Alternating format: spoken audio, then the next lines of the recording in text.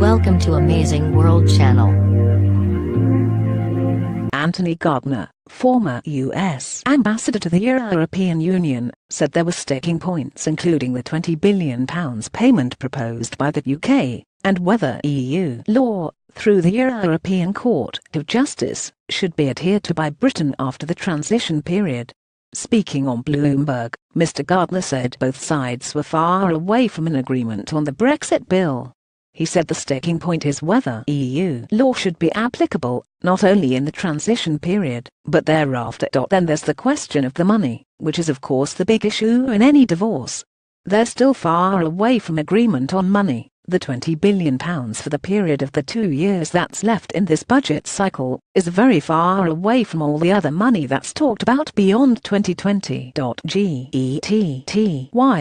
Bloomberg Anthony Gardner said the EU divorce bill was the sticking point in the Brexit talks. The £20 billion for the period of the 2 years that's left in this budget cycle is very far away from all the other money that's talked about beyond 2020. Anthony Gardner, those are the pensions, the other liabilities, during which they were assumed by the UK when it was a member. Mrs May faced renewed calls to be ready to walk out of the Brexit negotiations last night after a top bureaucrat attempted to sabotage a deal between Britain and Brussels.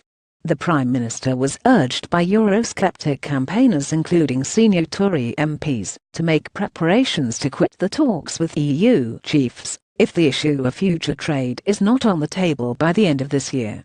Their demand came after European Commission President Jean-Claude Juncker claimed the Brexit discussions were progressing so slowly that miracles were needed for the next deadline to be hit.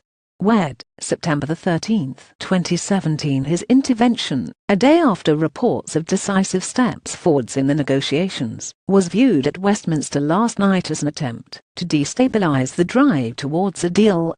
Senior Tory MPs and business figures yesterday wrote to Mrs May urging her to quit the Brussels negotiations by the end of December, if EU negotiators refuse to start discussing trade.